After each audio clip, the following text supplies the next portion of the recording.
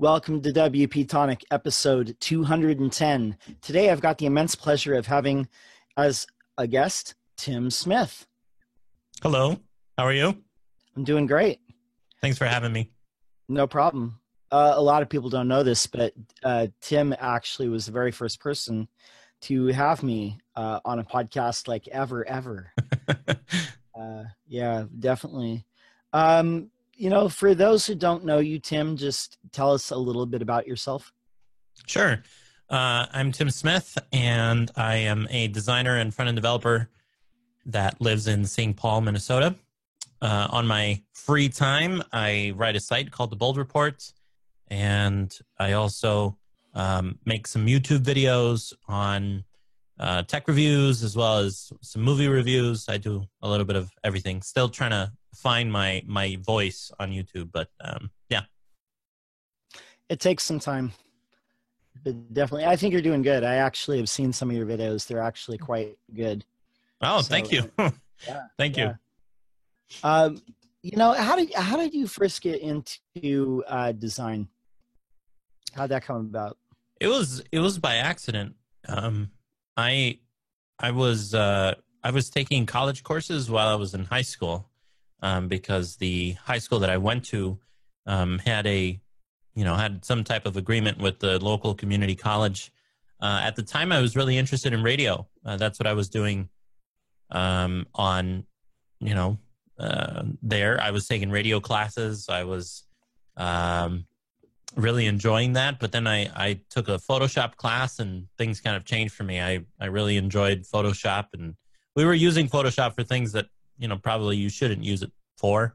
But it was a lot of fun, and it kind of spiraled from there. After I learned Photoshop, I was introduced to the whole graphic communications department, which was all in the same building. So you could see a lot of the different things that they were doing there.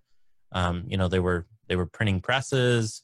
They had a 4-color press. They had a 1-color press. They had a few laser presses as well. So it kind of piqued my interest, and that's how I got into graphic design.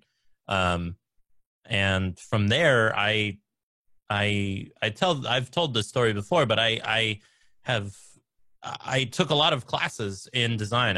I took an InDesign class. I took an Illustrator class, and I quickly realized, as the professor told us, that we needed a portfolio. And a lot of my classmates were doing PDF portfolios, and I just felt like I could do something better. And that's how I got introduced to the web. So I started tinkering with the web to see how I could display my terrible looking work. Excellent. And what were your first jobs like in the web? Were you just freelance, or did you work for someone? I worked for someone, yes. I had my first design job when I was 15, and I was working at this small, backyard of some dude's house, and we were making ads for the local carpet company. So what we had to do was grab the pictures of different carpets and put them on the ad. And we would smush text, and the text was all, not proportional, and it was terrible. It was really bad. And again, we were using Photoshop for things that it really wasn't built for. Especially at the time, Photoshop has gotten a lot better. It was really bad back then, for layout and graphic design. So, we should have been using InDesign for that type of stuff. But, I did that for a while. I think I was with him for about 3 months. And then I found another job, doing like production design, where basically I was in charge of grabbing a client's logo and plastering it on top of a ton of different marketing materials. So we would make tote bags and pens and T-shirts and caps and mugs and, all of this stuff that some people buy. and my job was just to make sure that the artwork looked good on there. I wasn't, again, it was production work. It wasn't design work necessarily, but yeah, that was a lot of fun. Cool. And I also want to introduce at this time, this is my co-host, Jonathan Denwood. Oh, thanks, folks. I've been a little bit late. I've had some technical troubles with the internet, but we overcome them. No worries. Yeah, Hi, no Jonathan. worries. We were just talking with,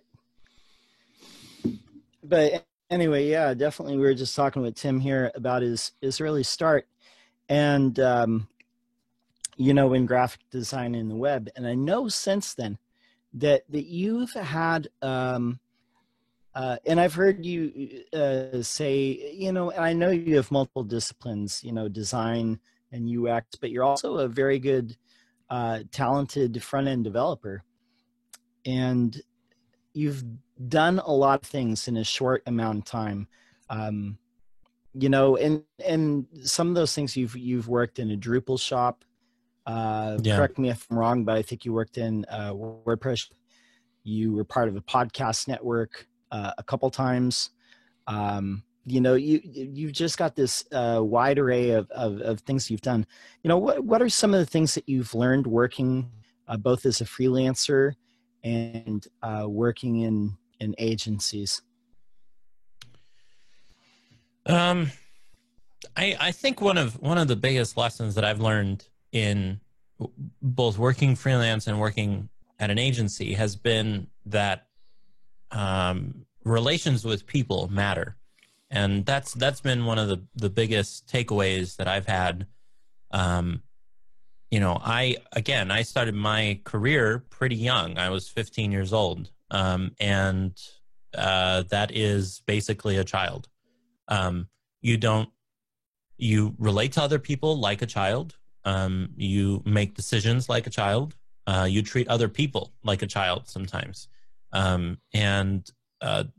one of the biggest things that I regret, that there are really great opportunities that I was given because people either saw that I was talented or that I worked hard. But there were many opportunities that I ruined because I was stupid and I was young.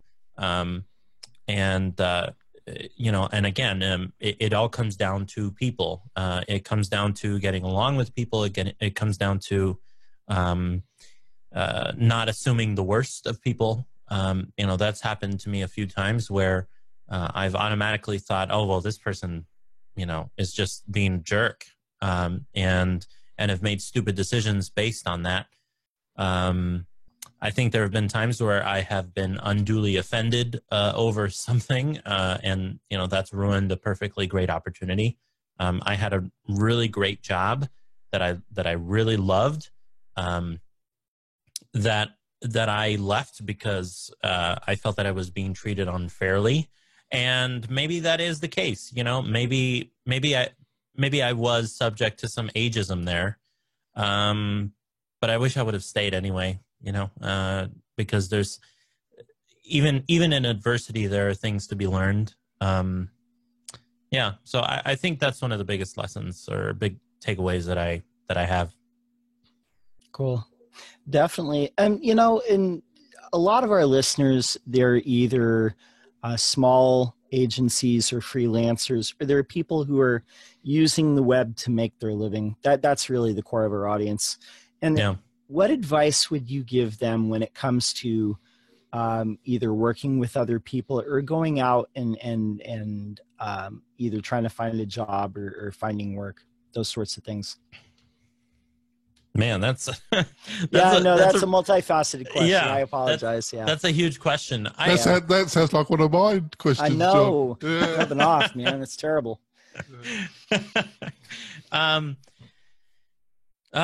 So one of the biggest things that I would say to anyone who is is making money on the web would be to remember that the web is not your life. This is, and I'm sorry if that's not the answer that you wanted, but I I have fallen into the trap many times to give too much priority to what we do, to feel like somehow I'm saving lives or, helping people. And sometimes I give too much importance to what it is that I do. As a web designer, yes, we can make an impact on the world, on the people around us, on society. But at the end of the day, we're not saving lives. And that's something I think to keep in mind, because, when things aren't doing well, it can really bring us down. When things are going great, it could inflate our egos beyond what it should be. And that's been something important for me to remember throughout my career. So, I mean, essentially what you're saying is keep a level head and don't get caught up in. Yeah.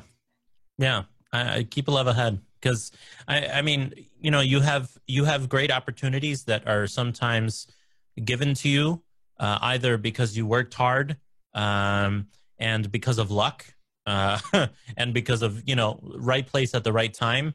I think that's something to always remember, that an opportunity being given to you doesn't always mean that you worked hard for it.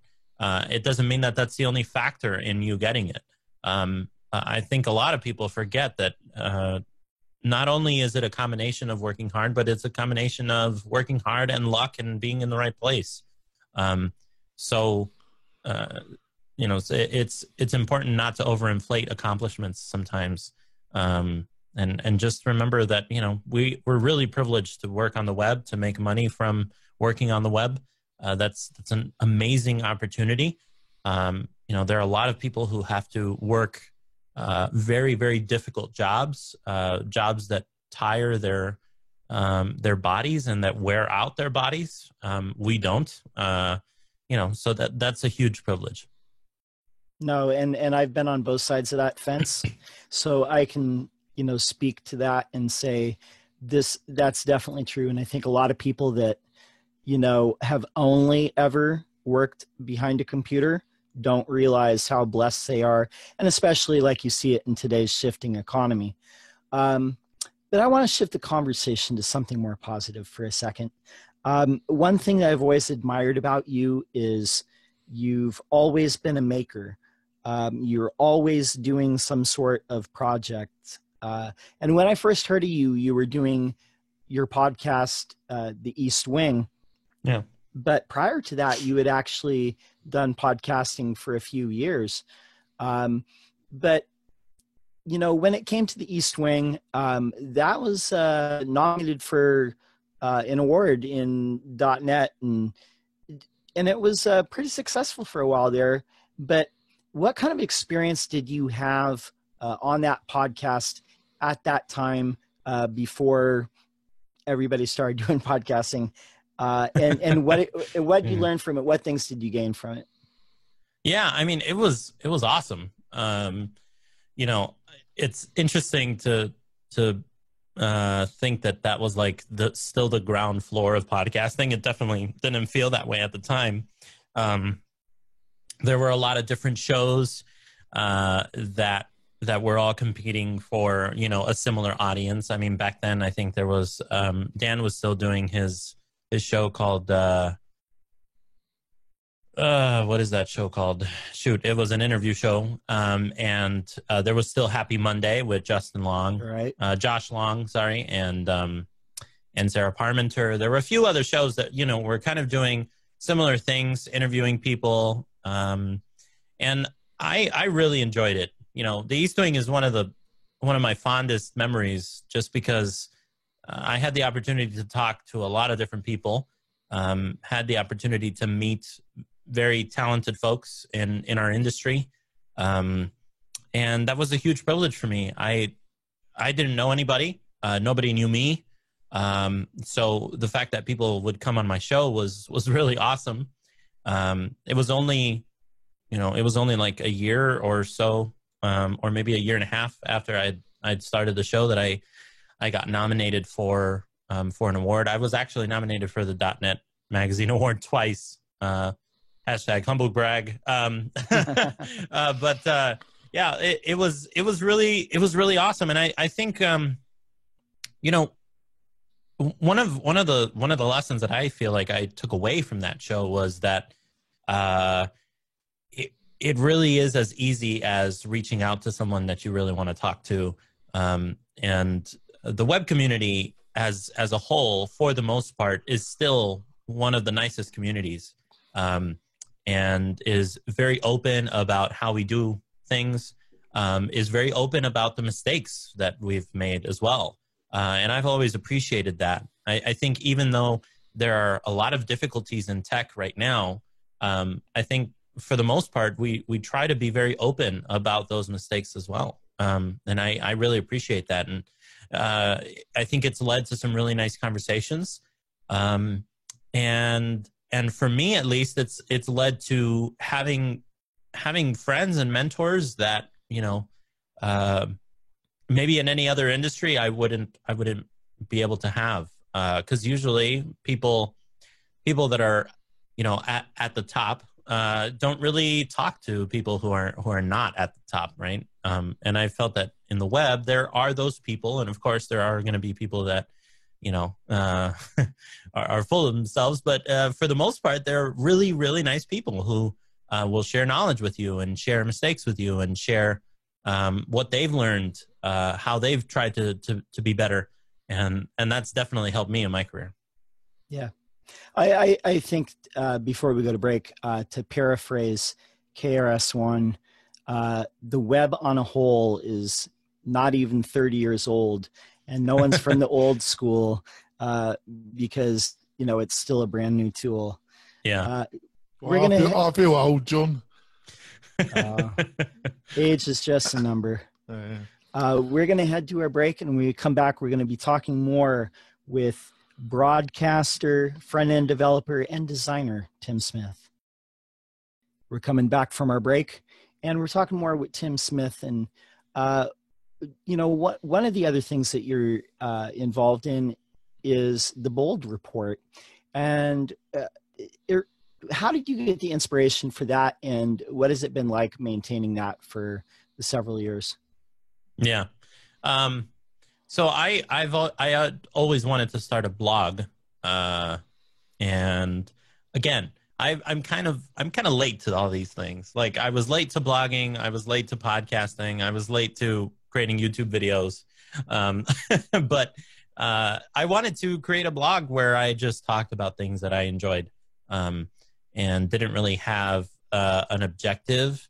I think when I started, I wanted to be, you know, I want to be a full-time writer and, you know, do that. But I think that quickly wore off. It wasn't what I wanted to do full-time. It was just something that I was, you know, casually interested in. The Bold Report, the name, it was kind of a ripoff. I was a big fan of the Colbert Report, or the Colbert Report. And I loved how official, you know, the Colbert Report sounded. And I wanted to do something similar that was also kind of silly, because the site was never going to be very official or formal or anything like that. So that's why I chose the Bold Report. And yeah, I started the Bold Report in 2013. So this September, it'll be 4 years that I've done that. I've done that site. And I've really, really enjoyed it. It's been a great place. It's been a great home for a lot of my different writing. There are times where I feel very inspirational. There are times where I feel negative. There are times where I feel happy, and there are times where I feel sad. You know, obviously I'm a human like everybody else that goes through all these different emotions. And the Bold Report has been a really nice home to put words to some of those feelings. You know, there have been times of great discouragement in my career and in my personal life. And the Bold Report has been the home for those type of writings. It's never been immensely popular. It's, you know, it's modestly popular, I would say, in my eyes. You know, I think it's got like somewhere around 200 subscribers, you know, RSS feed subscribers. So that's always nice to see. But But I think more than anything, it's been therapeutic for me because it's where I write, my yearly goals and my yearly, wrap up. It's where I've written reviews of things that I like, like my desk and other things, apps that I use, the Sonos speakers that I absolutely love. It's been the home to a series that I called A Brief Review of, and then, whatever it was. And that's been really awesome too, because I hate writing long reviews. Like, writing, it seems like everybody wants to write 2,000 word reviews for everything. And I just don't feel like most things need that. Most people just want to know, do I like it? Do I not like it? What I like about it, what I don't like. And that's it. I feel like you can do that in a lot less than 2,000 words. So traditionally, those brief reviews have been just a few paragraphs long. And then, my grade, if it's a movie. But it's been awesome. I love the Bold Report. I don't ever plan to stop writing there. There have been times where I don't write as much as other times. There have been times where I write every day, but I love writing on there. I'm glad I started it. Definitely. Sounds like my school report in a way.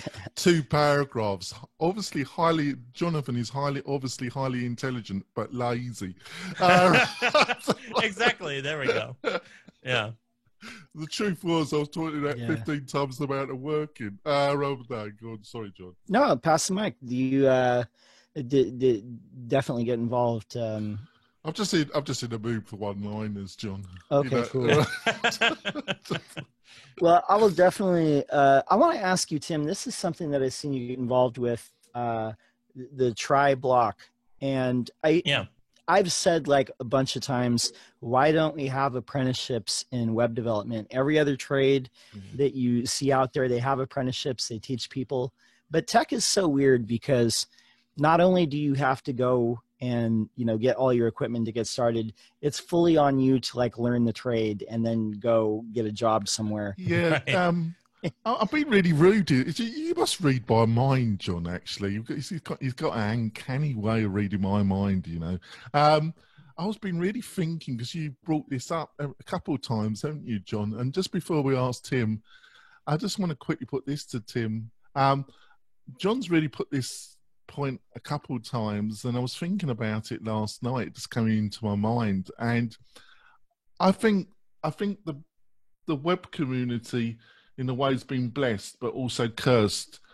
It's been blessed by, there was, like you said, you started at the age of 15.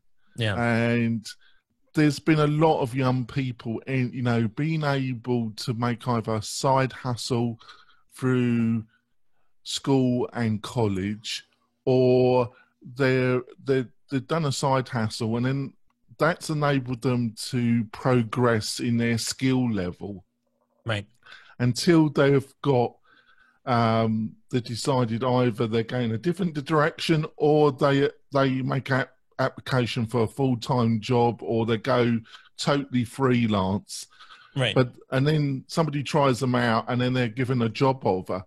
And that's really helped agencies not to have proper mentorship or proper apprenticeships, because why bother? There's always a group of young developers coming up, or people that they've self-trained themselves.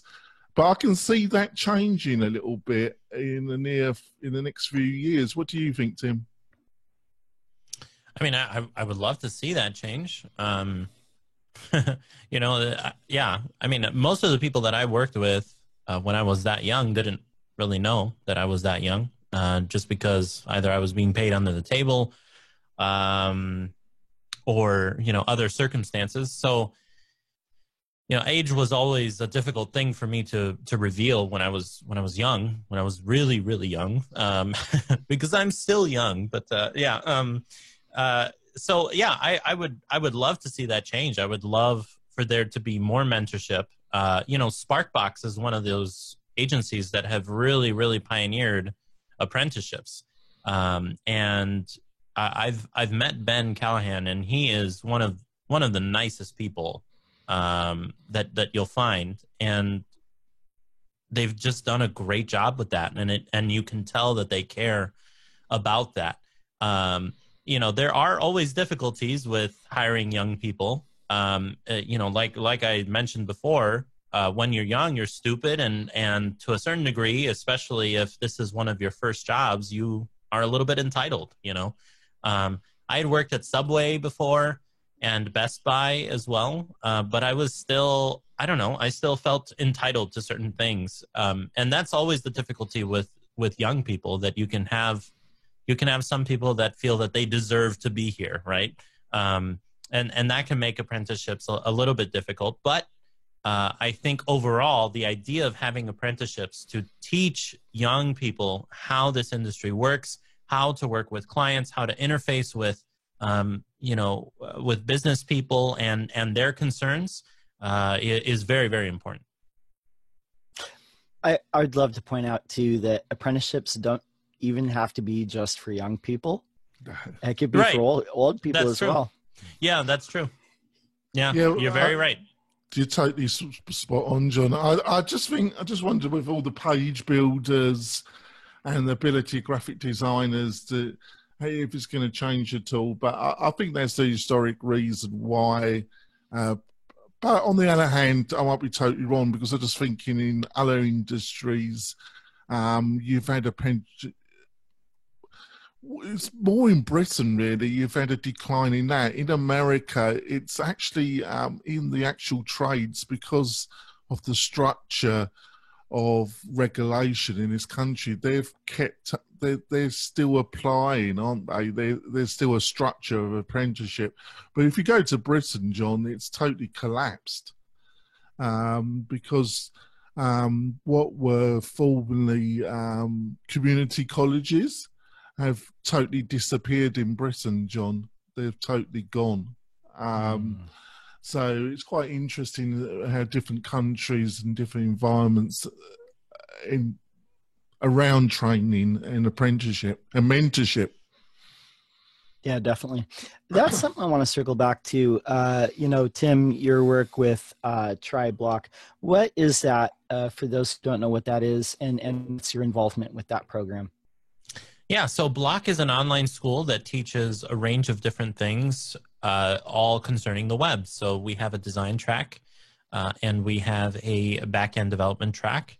And the design track goes into some of the fundamentals of front-end developer, being a front-end developer as well.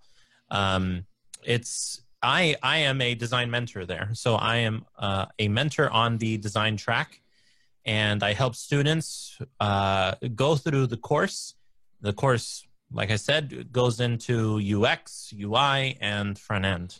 And it's been very rewarding. I really enjoy it. I've had a great time helping students of all ages, not just young students, like you said, John, learn our craft and try to mentor them to become really great designers.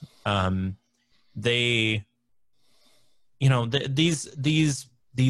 students all have this curiosity about what the web is and how to properly design for it. Some have a background in design, like fashion design or graphic design, or there's some architecture as well for some students, but there are some that don't have any background in design whatsoever. And that's always interesting too. It's interesting to see how their work transforms as the course goes on.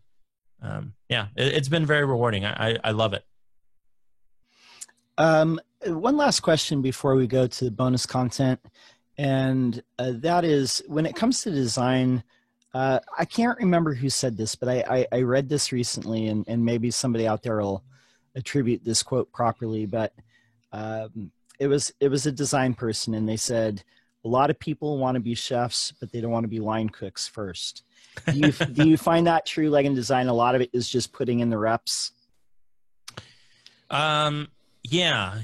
And I wouldn't quite phrase it like that. The quote that I always like is one of Ira Glass. where he talks about the fact that people who start something new or, something in terms of creative work, quit when it still isn't good, right? Because the work that they're creating doesn't match up with their expectations. Their taste is really good, and that's why they can see that they suck, right? but they quit before they can get better. That I do see. And it's happened with me too. I mean, there have been times where I get frustrated that I can't do something and therefore I quit. A lot of us have that same opinion of drawing, right? A lot of us say, oh, I can't draw. And it's really probably not true. The fact that we can tell that we can't draw says that we have the ability to develop that skill, right? I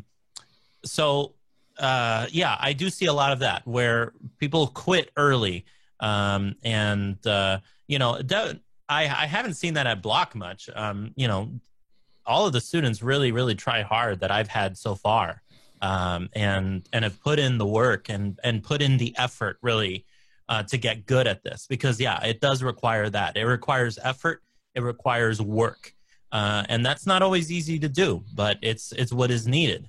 And it requires work and effort over years of time, especially because the web is an ever-changing medium, and we have to keep updated with it. And unfortunately and fortunately, that means that the web is not just a job, right? For the most part, it's not something that you can just do 9 to 5 and be done for the most part, because there's always something new to learn, and that can be frustrating, but that comes with the job. So. I agree with what you're saying. You have to keep putting time into personal development to keep up with the changes. I am familiar with the Ira Glass quote. We'll link that up in show notes. I've heard it before. I totally agree with it. You first develop good taste in things, and design is very much a thing like that. You have to have good taste in design before you can be a good designer. Yeah. With that, we're going to end the regular portion of the show. We're going to have a few bonus cuts on YouTube with a little bit of bonus content. I want to remind everyone, if you're getting value from this show, give it a review on iTunes. Let us know what you think. Give us 5 stars maybe. And with that, Tim, how do we find you? And is there anything you want to promote? Yeah, so you can find my website, ttimsmith.com. You can find me on Twitter as SmithTimmyTim.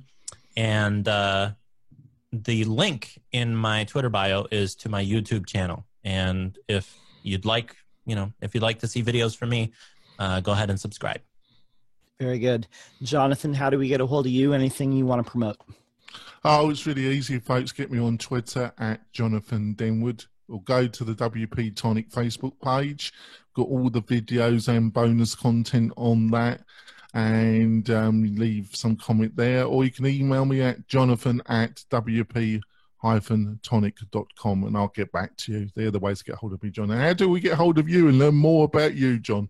Well, you can find me at my website, which is lockdowndesign.com. You can follow me on Twitter at lockdown_. Just follow my Facebook page, Lockdown Design. Recently got 100 likes. Woo, woo, raise the roof.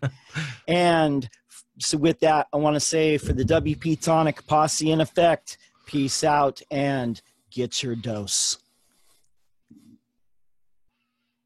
And then we go into the YouTube bonus content. He does a fantastic ending, doesn't he, Tim? Yes, he does. That's awesome. He's much better than me. I'm too English. I can't do that. When I try, it's a bit artificial, isn't it, John? Yeah. Right. Right. So you did some work with Drupal. Yeah. I know very little bit. In my early days, I've oscillated around all sorts of things. That's one of my problems, sticking and actually concentrating. But I did do some work with Expression Engine. Okay. So reflecting back between WordPress and Drupal, what do you see as the differences in the two content management systems, and what do you see as their strengths and weaknesses of both? Well, I want to clarify that the last time I worked with Drupal was probably in 2012. And back then, I would say that the big difference is the fact that Drupal is a content management system. whereas WordPress is still a blogging engine. And that was the big difference that I saw at the time. I haven't looked at WordPress recently either. I think the last time I looked at WordPress was like a year ago. And that really had always been my frustration with WordPress, is that it wasn't a true content management system, as WordPress advertised itself. It was a blogging engine that you had to hack together to add other types of content. Whereas Drupal is definitely not that way. I mean, it's a true content management system. You can add any type of content and any type of fields to those content. To those types of content, which was always really nice. The difficulty with Drupal for me, though, as a designer and front-end developer, was always the fact that the HTML that Drupal would spit out was just terrible. And one of the things that I've always loved about WordPress is that I could manipulate my own templates. I could dictate how that HTML was coming out. And that's always been important to me. So, those would be the main differences that I saw at the time. Oh, they're great points, because that's a really great way of putting it. Your experience, really, isn't it? Got a question, John? Yeah, definitely. I know that you've done like a lot of collaborations with other agencies and whatnot. Crush and Lovely comes to mind. I know you've done some collabs with them in the past. Any advice for people out there who are working with larger agencies or doing a tag team on a project?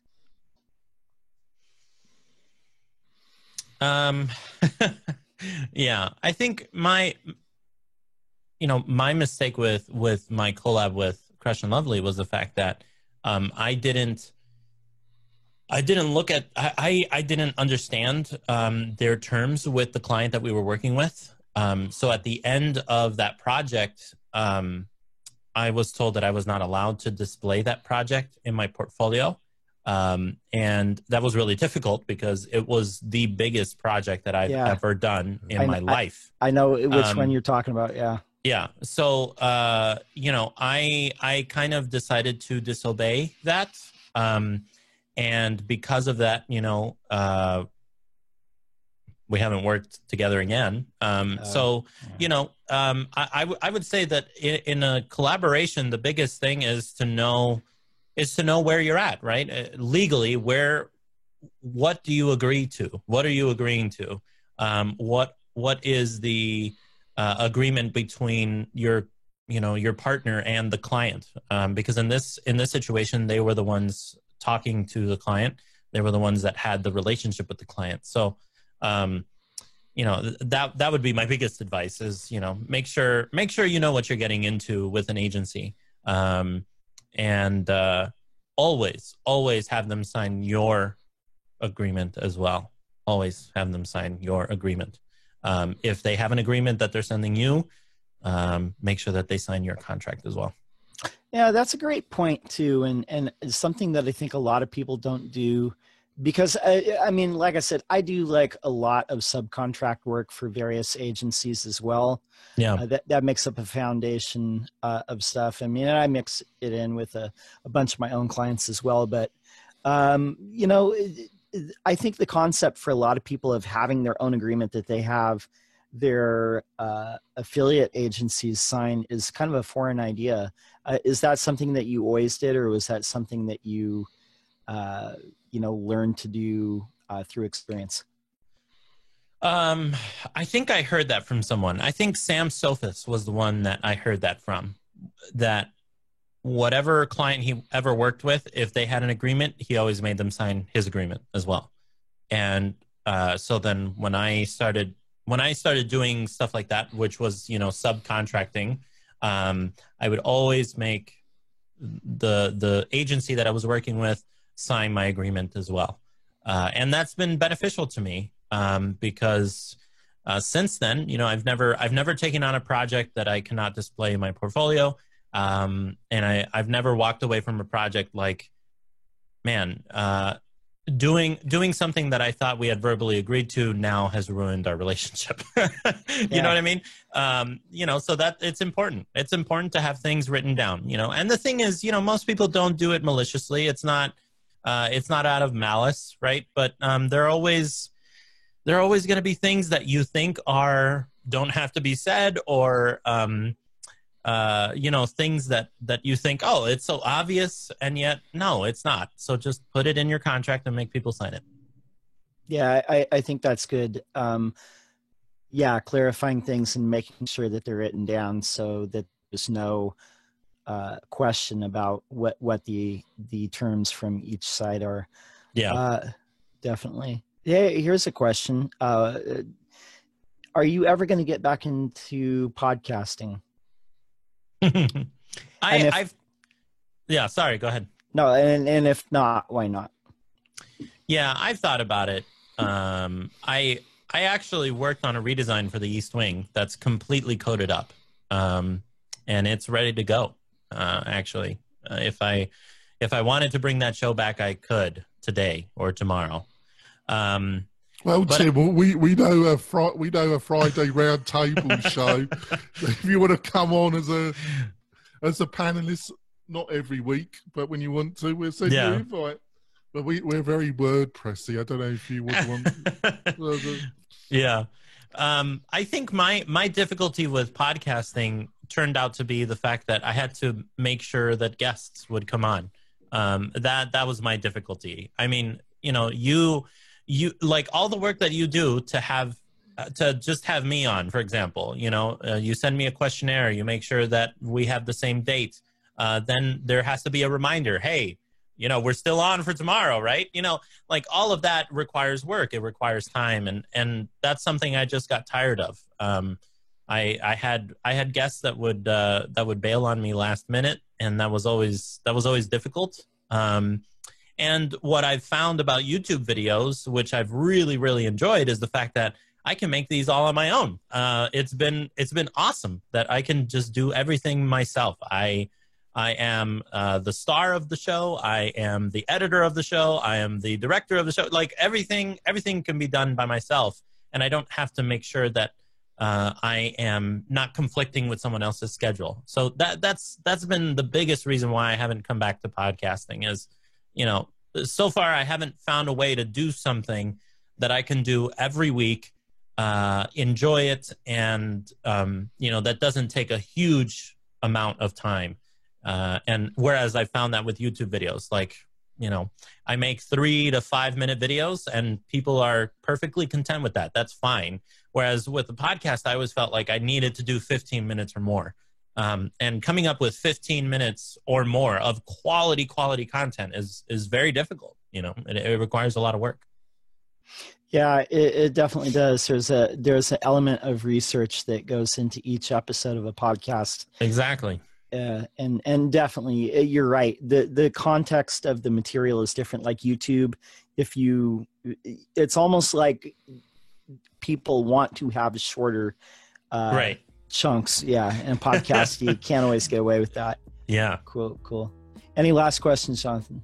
No, Tim, I'm sorry I was a little bit late this morning, but I had some slight problems. I honestly didn't know if you were going to be here, so I just pulled the trigger on it. Yeah, that's can rely on John. I do. He's been a great co-host. But thanks, folks, for listening to this great interview. I really enjoyed it, and hopefully we'll be join us on Fridays at 9 a.m. Pacific Standard Time, where we do have our round table, which is always a great show, isn't it? I think both you and me really enjoy that, don't we, John? Yeah, definitely. The Friday Roundtables are some of our most popular shows. We have, we have kind of a deep bench of people that we call upon. I think it's about like 8 or 9 people, but we usually get about 5 or 6 on a consistent basis, and then we'll do topics, and that's been pretty successful. We get a good reaction from that, so that's awesome. Yeah, awesome. We were, and last week, folks, we were talking about e-commerce, and I think we had some good tips and viewpoints, didn't we, John, from the panel and from ourselves? Most definitely. Well, anyway, I'm going to end this recording, if that's okay with everyone. Yep, we'll see you next week, folks. Okay, for WP Tonic, we'll see you.